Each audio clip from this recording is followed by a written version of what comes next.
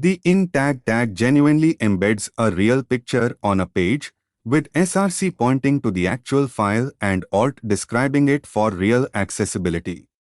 In this video you'll embed a real image correctly. src genuinely points to the real actual image file.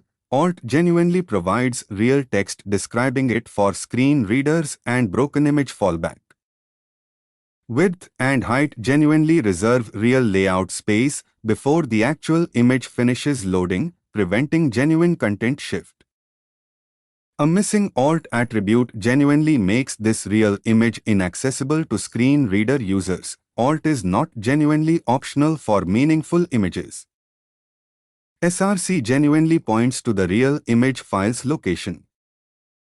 Alt genuinely provides real text description, essential for accessibility. Width height genuinely reserve real layout space, preventing content shift. Embed a real image with proper alt text describing what it actually shows. Ready to understand real URLs in more depth?